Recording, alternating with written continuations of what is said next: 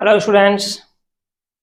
तो आज हम क्लास 12th का जो इलेक्ट्रिक पोटेंशियल चैप्टर चल रहा था, इलेक्ट्रोस्टैटिक का जो पार्ट है, उसमें बोर्ड पे भी लिखा है electric potential due to uniformly charged spherical shell या स्फेरिकल कंडक्टर से कंटिन्यू करेंगे। ठीक है, आज का लेक्चर भी काफी इंटरेस्टिंग है और E equal to dV upon d r वाला जो अपना फॉर्मूला था, relation between electric field and electric potential, उसी से रिलेटेड यहां पर भी हमें करना है। ठीक है, तो चलिए इसको करते हैं हम लोग। जैसे यहां समझिए, ये एक स्फेरिकल शेल है।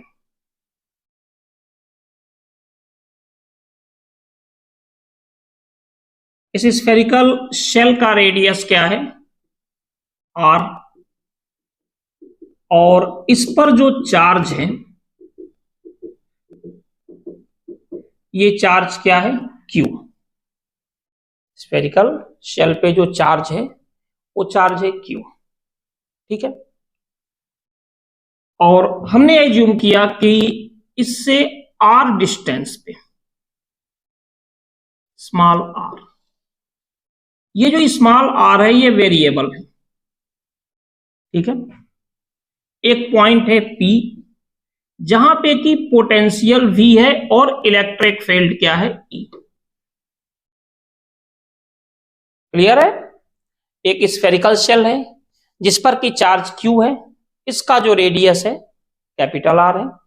स्फेरिकल शेल, स्फेरिकल कंडक्टर, इसमें क्या होता है? चार्ज हमेशा कहां पे रहेगा? सरफेस पे, इनसाइड का कोई चक्कर ही नहीं है। तो इलेक्ट्रिक फील्ड हमने एज्यूम किया कि ये क्या है? Capital E। तो E क्या हो जाएगा? 1/4πε0 या K Q/r²। ये हम डिस्कस कर चुके हैं गॉस लॉ में। ठीक है, तो E तो हमें पता है। अब जैसा कि आप जानते हो, रिलेशन की बात की जाए तो -dV/dr, ये क्या होता है? E। पोटेंशियल ग्रेडियंट के लिए रिलेशन जो हम लोगों ने सेकंड लास्ट लेक्चर में किया था। लास्ट लेक्चर में हम लोगों ने न्यूमेरिकल्स से किया था और उसके पहले ये था। ठीक है, तो अगर आपने लेक्चर यहां से स्टार्ट किया है तो आप पीछे के लेक्चर देख सकते हो और आपके लिए थोड़ा सा आसानी हो, इसके लिए हमने क्या किया है कि प्लेलिस्ट बना के रख दी है।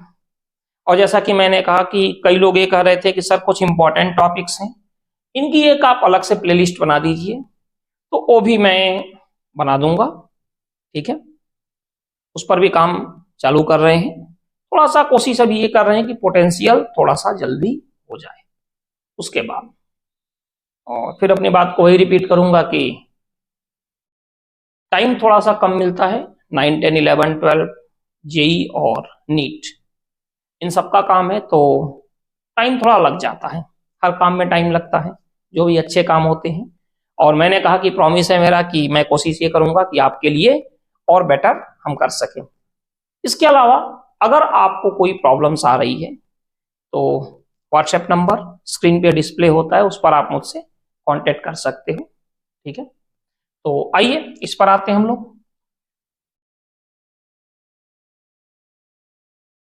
dV/dr इक्वल टू, E की वैल्यू आप वहां से पुट कर दो, 1/4πε0 Q/r²। तो यहां से हम बोल सकते हैं कि dV क्या होगा? ये यहां पे माइनस आ जाएगा, K Q, इस R को डिनोमिनेटर से न्यूमरेटर में लेके जाइए, तो R⁻⁴ क्या हो गया? -2dr। ठीक है, अब हम यहां पे करेंगे इंटीग्रेशन। इंटीग्रेशन जब हमने किया dV का, -k Q एंड r²dr। अब सवाल यह है कहां से कहां तक? तो इसके लिए हमें जाना पड़ेगा जो पोटेंशियल का अपने पास फॉर्मूला होता है, पोटेंशियल का फॉर्मूला जो होता है उसको कैसे डिराइव करते हैं। तो फिर डेफिनेशन की तरफ जाइए। डेफिनेशन क्या कहती है कि पोटेंशियल, इलेक्ट्रिक पोटेंशियल किसी भी पॉइंट पर क्या होता है, वर्क डन होता है किसी भी यूनिट चार्ज को इंफिनिटी से यहां तक लाने में। तो मान लीजिए किसी यूनिट चार्ज को पहले हम कहां रखे, इंफिनिटी पर, और इंफिनिटी से पॉइंट पी पर लेकर आए। पहले कहां पर है, इंफिनिटी पे, फिर हम कहां पे आए, पी पे। यानी कि पहले इस सेंटर से, इस सेंटर को हम मान लें ओ, जो सबका नाम दिया तो इसको क्यों छोड़े, इस सेंटर का हम नाम रख देते हैं ओ। इनिशियली हम कहां पर हैं, इंफिनिटी पे, यानी पॉइंट ओ और जहां से यूनिट चार्ज उठा रहे हैं उसका सेपरेशन क्या है, इंफिनिटी। फिर लेकर आते गए और पॉइंट पी पर आ गए। तो जब पॉइंट पी पर आए तो फाइनल डिस्टेंस कितनी बची, आर। मतलब इनिशियली जो पॉइंट है वो इंफिनिटी पर है और फाइनली कहां पे बची, ये जो डिस्टेंस है आर। यानी जो इंटीग्रेशन होगा वो क्या होगा, स्टार्ट हम करेंगे इंफिनिटी से और आ जाएंगे आर तक, इंफिनिटी से आर तक। अब एक चीज और ये कहा जा सकता है कि भाई इंफिनिटी से हम सीधे क्यों आएंगे। मान लो हम पूरा राउंड मारते हुए आए, हम पूरा राउंड मारते हुए आए, दिल्ली से आपको बेंगलोर जाना है तो आप सीधे जा सकते हो। आपने कहा हम सीधे क्यों जाएंगे यार, हम तो पहले मुंबई जाएंगे फिर बेंगलोर जाएंगे। दूसरे ने कहा कि यार चलो हमें तो मुंबई नहीं जाना, हमें तो कैलकाटा जाना है, और फिर हम बेंगलोर जाएंगे भुवनेश्वर होते हुए, हैदराबाद होते हुए। तो इलेक्ट्रिक पोटेंशियल फाइंड करने में वो तो यही कहता है भाई आप जैसे आओ, हमें तो इनिशियल और फाइनल पॉइंट से ही मतलब है। ऐसा क्यों, क्योंकि यहां जो वर्क डन हो रहा है इलेक्ट्रोस्टैटिक फोर्स पर, वो कौन सा फोर्स है, कंजर्वेटिव। और कंजर्वेटिव फोर्स किस पर डिपेंड करता है, इनिशियल और फाइनल पोजीशन पे।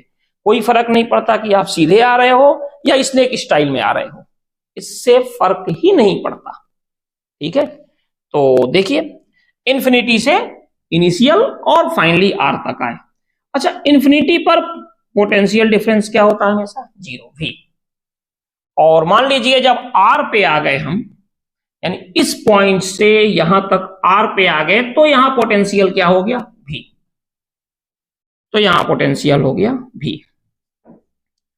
तो क्लियर है, डीवी का जो पोटेंशियल होता है, इंटीग्रेशन डीएक्स का एक्स, तो डीवी का वी फ्रॉम जीरो टू भी इक्वल टू माइनस के क्यू। और ये फॉर्मूला तो आपको पता होगा, बट हमने आपसे कहा था थोड़ा सा हमारी कोशिश रहती है कि हम आपका बेसिक्स क्लियर करें। x to the power n d x equal to क्या होता है, x to the power n plus one, power में 1 ऐड करते हैं और फिर इसी से हम इसको डिवाइड कर देते हैं। ठीक है, वही काम यहां पर भी करेंगे। r पे जो पावर है उसमें हम क्या करेंगे, 1 ऐड करेंगे और फिर इसी से हम इसको डिवाइड भी कर देंगे। यहां पे देखिए -2 + 1, लिमिट हमारी वही रहेगी इंफिनिटी टू आर, ये अपने पास है। ठीक है, अब आते हैं हम लोग, जो तरीका होता है upper limit minus lower limit. तो अपर लिमिट भी माइनस लोअर लिमिट 0, तो ये हो गया अपर लिमिट भी minus lower limit 0 equal to, एक बार और इसको दोबारा कर लेते हैं, माइनस के q r to the power -1 upon -1 from infinity to r. तो देखिए ये जब यहां जाएगा तो क्या हो गया अपने पास, प्लस के क्यू, और आर टू द पावर -1 को क्या लिख सकते हैं, 1 अपॉन आर। तो ये हो गया फ्रॉम इंफिनिटी टू आर। ठीक है, अब v इक्वल टू क्या हो जाएगा, के Q upper limit 1/r minus lower limit 1/∞, यही होता है upper limit minus lower limit. ये अपने पास हो गया।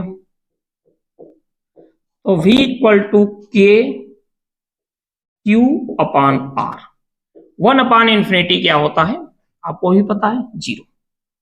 ठीक है, ये अपने पास हो गया। अब एक चीज और है, अगर हम बात करें इसके बाद, इतना तो हो गया। अब अगर हम बात करें at the surface of sphere, surface पे, तो इस पॉइंट को धीरे धीरे लेस करते जाओ, लेस करते जाओ, लेस करते जाओ, लेस करते जाओ। जो ही आप सरफेस पर आएंगे, स्मॉल आर किसके इक्वल होगा, कैपिटल आर। स्मॉल आर जो हो गया वो कैपिटल आर के इक्वल हो गया। तो क्या हो जाएगा इस कंडीशन में, potential at surface equal to 1/4πε0 Q/r। और यहां पे एक इंटरेस्टिंग चीज देखने को मिलती है, वो ये है कि k तो कांस्टेंट है 1/4πε0, Q भी कांस्टेंट है और r भी कांस्टेंट है। यानी v जो हमारा हो गया वो क्या हो गया, कांस्टेंट। ठीक है, v कांस्टेंट मिल गया। अब यार चलो ठीक है, बाहर का भी हो गया, सरफेस का भी हो गया, अंदर भी जाना है तो इनसाइड भी देखते हैं। तो देखिए जब इनसाइड हम जाते हैं, इनसाइड यानी small r is less than capital R। मैंने आपसे पहले कहा था r वेरिएबल है, यहां पे आ जाएगा तो स्मॉल r कैपिटल R के इक्वल होगा, और जब इनसाइड जाएंगे तो स्मॉल r क्या होगा, लेस देन कैपिटल R। तो उस केस में अगर हम देखें तो देखिए इनसाइड इलेक्ट्रिक फील्ड क्या होती है, 0, ये हमें भी पता है। अब इनसाइड अगर इलेक्ट्रिक फील्ड 0 है तो माइनस dV/dr भी क्या होगा, ये भी 0 होगा, होना ही है। और अगर dV/dr 0 है तो कांस्टेंट का डिफरेंशिएशन क्या होता है, 0। तो कांस्टेंट का डिफरेंशिएशन 0 हो गया, इसका मतलब जो v हो जाएगा वो यहां पर भी क्या रहेगा, कांस्टेंट। यानी जो सरफेस पर रहेगा वही इनसाइड भी रहेगा, यानी कि 1/4πε0 Q/r। तो यहां पे हम ये कह सकते हैं कि जो पोटेंशियल सरफेस पर होगा वही पोटेंशियल इनसाइड होगा। यानी एक चीज हमें समझ में आ गई कि अगर इनसाइड जाते हैं, जैसा कि हम पहले भी डिस्कस कर चुके हैं, तो इलेक्ट्रिक फील्ड 0 होगा लेकिन पोटेंशियल 0 नहीं होता। पोटेंशियल इनसाइड क्या होता है, कांस्टेंट। अब बातें आती है कि इसका ग्राफ हमें ड्रॉ करना है, तो चलिए इसका हम ग्राफ ड्रॉ करते हैं। ठीक है, हाँ, तो अब इसमें हम ग्राफ की बात करेंगे। ग्राफ में थोड़ा सा मैंने पहले भी आपको बताया था कि हमें इलेक्ट्रिक फील्ड के साथ जैसे किया था, इसमें कुछ ग्राफ्स जो हैं जो हमें जानने होते हैं, जैसे for example y directly proportional to 1/x या y inversely proportional to x, एक तो ये हो गया। दूसरा होता है y inversely proportional to x²। ठीक है, ग्राफ के लिए हम लोग पहले भी बोलते हैं कि graph is only rough idea. Graph एक रफ आइडिया होता है। तो इसको हम देखें तो ये हो गया x, ये y। ठीक है, तो इसका जो ग्राफ होता है कुछ इस टाइप से होता है। थोड़ा सा और अच्छे से कर लें। ये जो ग्राफ होता है कुछ इस तरह से होता है। ठीक है, और y directly proportional to 1/x² या y inversely proportional to x², ये जो ग्राफ होता है ये कुछ इस तरह से होता है। बात आई समझ में? ये थोड़ा सा ज्यादा बेंड हो जाता है। ठीक है, तो यहां पे बेसिकली हम इसी का डिस्कशन करेंगे। तो चलिए इसको करते हैं हम लोग। इसको करने के लिए थोड़ा सा ये है कि फील्ड का भी साथ में कर लेंगे, क्योंकि पोटेंशियल में तो 1/r² नहीं आएगा, ठीक है, लेकिन फील्ड में 1/r² आएगा। तो इसको लेकर हम लोग थोड़ा सा सारे केसेस कर लें, ज्यादा बेटर रहेगा आपके लिए, ठीक है। तो देखते हैं, देखिए अपने पास अगर फील्ड की बात करें, इलेक्ट्रिक फील्ड की, ठीक है, तो इलेक्ट्रिक फील्ड में फर्स्ट केस होता है कि हम बात कर रहे हैं इलेक्ट्रिक फील्ड ई की बात कर रहे हैं। तो देखिए जब r r होता है तो इस केस में हमें क्या मिलता है, इलेक्ट्रिक फील्ड 0। पहले डिस्कस कर चुके हैं, आप गॉस में देख सकते हो, ठीक है। यूनिफॉर्मली चार्ज स्फेरिकल शेल में गॉस में जो एप्लीकेशन ऑफ गॉस लॉ हम लोगों ने किया था उसमें ये चीज है, ठीक है। सेकंड अपने पास क्या था, r पे जो E था वो क्या था, कांस्टेंट एंड मैक्सिमम, ये था। और E क्या था जब r>r, मतलब कि इसको हम क्या बोलते हैं, ये सरफेस हो गया, ये जो है ये क्या है, सरफेस, और ये जो है वो क्या है, आउटसाइड। तो इस केस में E क्या मिलता था, 1/r²। ये चूंकि हम पहले भी डिस्कस कर चुके हैं, बट आपको थोड़ा सा रिमाइंड कराने के लिए, ठीक है। अब यहां पे हम बात करेंगे किसकी, इलेक्ट्रिक पोटेंशियल की, इलेक्ट्रिक पोटेंशियल V की। तो V के केस में जब r r था, मतलब ये कौन सा केस है, इनसाइड, तो इसमें अपना V क्या था, कांस्टेंट था। r अभी हम लोगों ने किया था, मतलब कहां पे, सरफेस पे। तो यहां पर जो V था ये यहां पर भी कांस्टेंट था, एंड जब r r था यानी कि आउटसाइड, तो इस केस में जो V था वो क्या था, इनवर्सली प्रोपोर्शनल टू r था, ठीक है। इनसाइड कांस्टेंट, सरफेस पर कांस्टेंट, कोई दिक्कत नहीं थी जब तक घर के अंदर रहे, घर के दरवाजे तक रहे। लेकिन जो ही बाहर गए पोटेंशियल डिक्रीज होने लगा, ठीक है। फील्ड तो और डिक्रीज होती है, फील्ड तो और डिक्रीज होती है r² के फॉर्म में, ठीक है। तो चलिए यहां देखते हैं, हमने एज्यूम किया कि ये अपना स्फेयर है,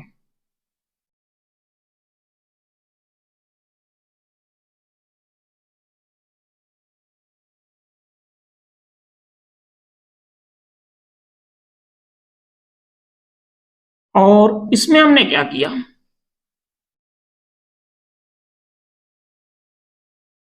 ये तो r है,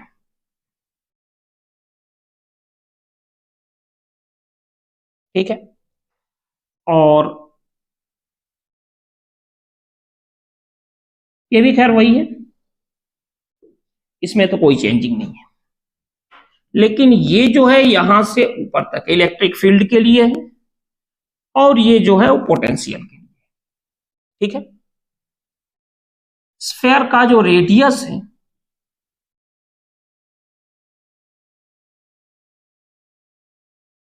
ये r है, और यहां से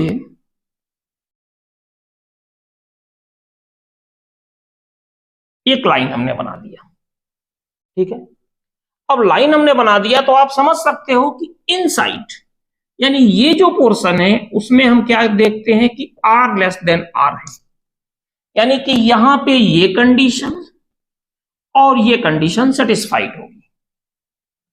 और ये जो लाइन हमने डॉटेड लाइन बनाया है यहां पे स्मॉल r = कैपिटल R है, यानी यहां पे ये और ये सेटिस्फाइड होगी, और जो ही इससे बाहर गए क्या हो गया, आर ग्रेटर देन आर, तो यहां पे ये थर्ड कंडीशन सेटिस्फाइड होगी। यही 3 कंडीशंस होती है और इन्हीं 3 कंडीशंस पे हमें काम करना है। ठीक है, तो देखिए सबसे पहले आपको ही पता है y एक्सिस पे x 0 होता है, x एक्सिस पे y 0 होता है ना। Equation of x axis y equal to 0, equation of y axis x equal to 0। यहां पे देखते हैं, यहां पे y एक्सिस के प्लेस पे e है, x पे r है। y एक्सिस पे x 0, x एक्सिस पर y 0, मींस r एक्सिस पे e 0 एंड e एक्सिस पे r 0, ये हो जाएगा। तो क्लियर है कि सबसे पहले जब r लेस देन r है तो e 0 है, मैंने क्या बताया, e एक्सिस पे r 0 एंड r एक्सिस पे e 0। तो जब r लेस देन r है, ध्यान से देखिए ये और ये, तो इस कंडीशन में क्या है, e 0, यानी हम कहां पे रहेंगे, r एक्सिस पे। जब r इक्वल टू r है यानी कि सरफेस, तो सरफेस पर E क्या है, कांस्टेंट एंड मैक्सिमम, तो सरफेस पर ये हो गया कांस्टेंट एंड मैक्सिमम। और जब आउटसाइड गए यानी ये केस, तो इस केस में क्या होगा,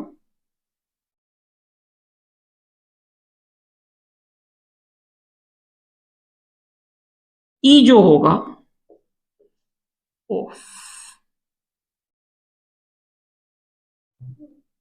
थोड़ी सी बेंडिंग बढ़ानी पड़ेगी ना, inversely proportional to r square है।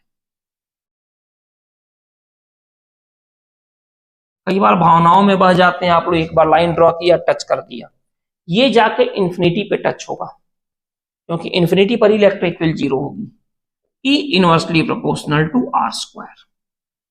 लेकिन कहानी हमारी बदल जाती है जब पोटेंशियल की बात करते हैं, बिल्कुल बदलेगी। क्यों, क्योंकि देखिए चाहे आप इनसाइड हो या सरफेस पर हो, पोटेंशियल दोनों में कांस्टेंट होता है और सेम होता है। चाहे इनसाइड या सरफेस पर पोटेंशियल आपका क्या रहेगा, कांस्टेंट। ये लेकिन आउटसाइड में क्या हो जाता है, 1/r, यानी ग्राफ भी कमोबेश ऐसे ही होगा, लेकिन उसकी जो बेंडिंग होगी वो थोड़ी सी कम होगी। ये कुछ ऐसे होता है, यानी v यहां से क्या हो जाता है, इनवर्सली प्रोपोर्शनल टू r। तो ये अपना ग्राफ है इलेक्ट्रिक फील्ड और पोटेंशियल का एक साथ, जिसमें बेसिकली तो हमारा यही ग्राफ है, ये तो हमने आपको रिमाइंड करने के लिए बता दिया। अगर कंबाइंड करते हैं तो आप कंबाइंड में इस तरह का ग्राफ यूज कर सकते हैं। ठीक है, तो अब इसके बेस पर एक छोटा सा न्यूमेरिकल कर लेते हैं, क्योंकि उससे आपका जो कॉन्सेप्ट है वो क्लियर हो जाएगा पोटेंशियल को लेकर। ठीक है, और एक काम करेंगे, फील्ड को भी इसी के साथ कर लेते हैं। ठीक है, तो चलिए उसको चालू। तो ये क्वेश्चन है बोर्ड पे आपके पास, जिसमें कि हमने 2-3 वेरिएबल भी ले लिए ताकि प्रैक्टिस की भी प्रॉब्लम आपके लिए इस क्वेश्चन में ना रहे। और नेक्स्ट टाइम से कोशिश इसमें यही रहेगी, क्योंकि कुछ लोगों के व्हाट्सएप पे हमारे पास मैसेज आए थे, उन्होंने यही कहा था कि सर वो थ्योरेटिकल पार्ट तो फिर भी चलिए हो जाते हैं, ठीक है, लेकिन न्यूमेरिकल्स में काफी प्रॉब्लम्स आती है।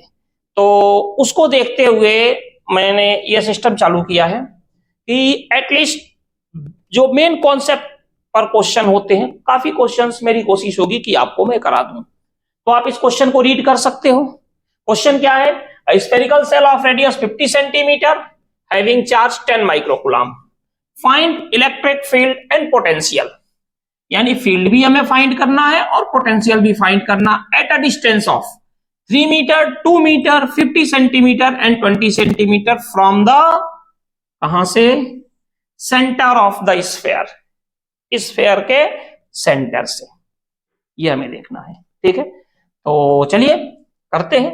एक काम करते हैं, सबसे पहले हम क्या करते हैं, एक स्फेयर पहले बना लेते हैं और पॉइंट मार्क कर लेते हैं। ये मान लीजिए हो गया अपना स्फेयर। ठीक है, अब दिख तो नहीं रहा है स्फेयर, लेकिन फिजिक्स है तो स्फेयर मान सकते हैं इसको। इस पर जो चार्ज है ये कितना है, 10 माइक्रोकूलम, और इसका जो रेडियस है ये है 50 सेंटीमीटर, ये रेडियस है। अब जैसा कि क्वेश्चन में है, हमें क्या फाइंड करना है। मान लीजिए कि ये एक पॉइंट है ए, जो कि कितना डिस्टेंस पर है, 3 मीटर। सेकंड पॉइंट है बी, जो कि कितना डिस्टेंस पर है, 2 मीटर।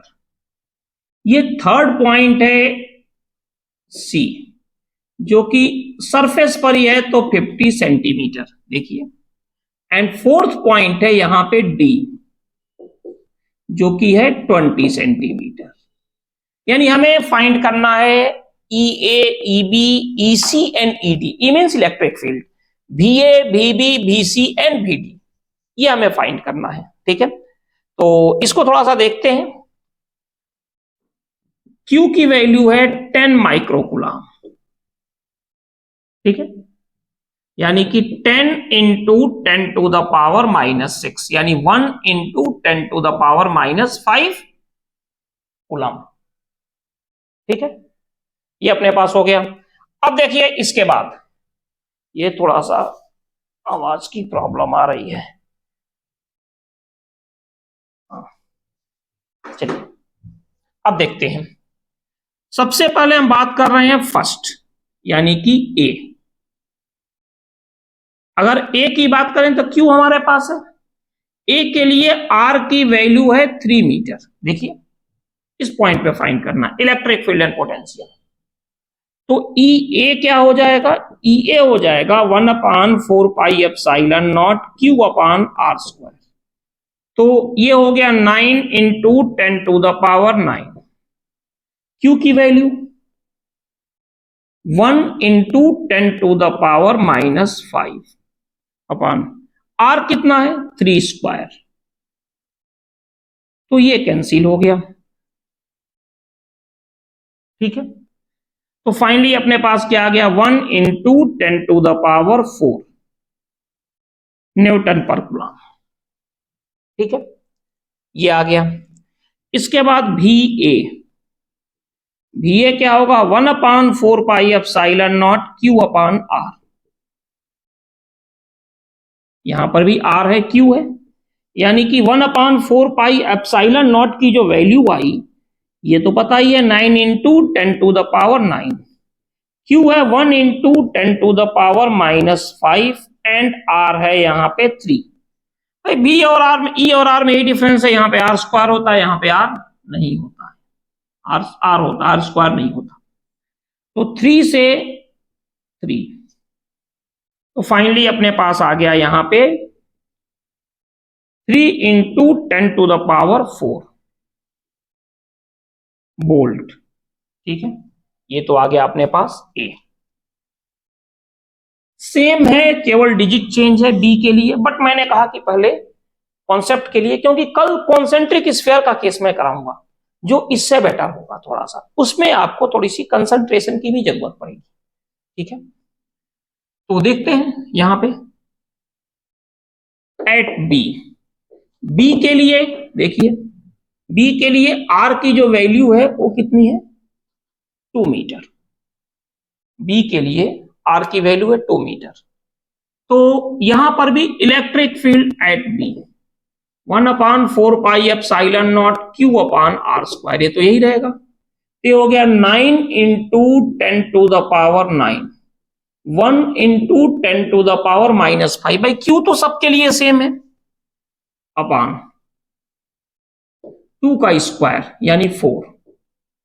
तो ये अपने पास हो गया 2.25 into 10 to the power 9 - 5 newton पर कूलम या वोल्ट पर मीटर, दोनों यूनिट होती है इलेक्ट्रिक फील्ड की। और अगर हम बात करें वी बी, तो 1/4πε0 क्या होता है, क्यू अपान आर। तो ये जो होगा ये होगा 9 इंटू 10 टू द पावर 9 और क्यू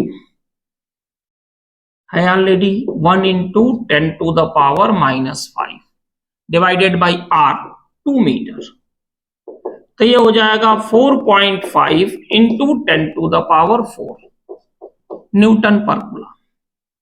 ठीक है, वी भी आ गया। अब इसके बाद से अपने पास है सी। तो अगर बात करें एट सी, सी का कितना है, आर की वैल्यू कितनी है 50 सेंटीमीटर या 0.5 मीटर। ये बी सेकंड पॉइंट था, ये सी की बात थी थर्ड पॉइंट। ठीक है, तो इसमें भी ईबी कितना होगा 1/4πε0 क्यू अपान आर स्क्वायर। तो ये हो गया 9 into 10 to the power 9 into q 1 into 10 to the power -5 and 0.5 का स्क्वायर। तो सॉल्व करने पर ये आ जाता है 36 into 10 to the power 4 newton पर कूलम या वोल्ट पर मीटर। मैं दोनों लिखता रहता हूं ताकि आपको कंफ्यूजन ना हो। और ये मैक्सिमम है क्योंकि सरफेस पर कांस्टेंट होता है इलेक्ट्रिक फील्ड और मैक्सिमम भी होती है। ठीक है, और अगर हम बात करें वीबी की, बी नहीं है, भी ईसी हुआ, सॉरी प्रिंटिंग मिस्टेक, ये हो गया बीसी 1/4πε0 क्यू अपान आर। तो ये जो हो जाएगा, ये हो जाएगा 9 into 10 to the power 9, Q की value 1 into 10 to the power -5 and r is the 0.5। तो ये हो गया यहां से 18। ठीक है, ये कुछ सही है कि गड़बड़ है? नहीं, सही तो है, वैसे ऐसे कोई कमी तो होनी नहीं चाहिए। बाकी एक काम कीजिएगा, कैलकुलेशन आप देख लेना। ठीक है, तो ये क्या होगा 18 इंटू 10 टू द पावर, ये हो जाएगा 4 न्यूटन पर पोटेंशियल है ना, ये हो जाएगा वोल्ट। ये हो गया VC। एंड लास्ट हम बात कर रहे हैं फोर्थ को, इसका एट डी। डी जो है ये कहां है, इनसाइड है। देखिए ये जो डी आपको दिख रहा है ये इनसाइड है। ठीक है, तो इनसाइड हुआ तो इलेक्ट्रिक फील्ड क्या हो जाएगा 0, और पोटेंशियल जो होगा पॉइंट डी पर वो वही होगा जो पोटेंशियल कहां पर होगा, सरफेस पर, मतलब कि VC सरफेस पर सी पॉइंट पे है। और ये हो जाएगा 18 into 10 to the power 4 volt. तो ये इसका न्यूमेरिकल हो गया जो कि हम लोग देख रहे थे पोटेंशियल और फील्ड का। तो अब हम लोग इसके बाद इसके बेस पर कॉन्सेंट्रिक स्फीयर अगर बन जाए तो कंडीशन क्या होगी, किस तरह से करेंगे, वो है बहुत सारी ड्रॉपलेट्स कंबाइंड होके एक बिगर ड्रॉप बनाए, उस केस में कैसे फाइंड करेंगे, ये सब चीजें बची हैं। और इक्विपोटेंशियल सरफेस बचा है और kinetic energy of charge particle, तो इतनी चीजें बची हैं। तो आई थिंक 2 या 3 लेक्चर्स और हैं और आपका ये जो पोटेंशियल का पार्ट है ये फिनिश हो जाएगा। ठीक है, तो चलिए फिर मिलते हैं हम लोग नेक्स्ट लेक्चर में। ठीक है, थैंक यू।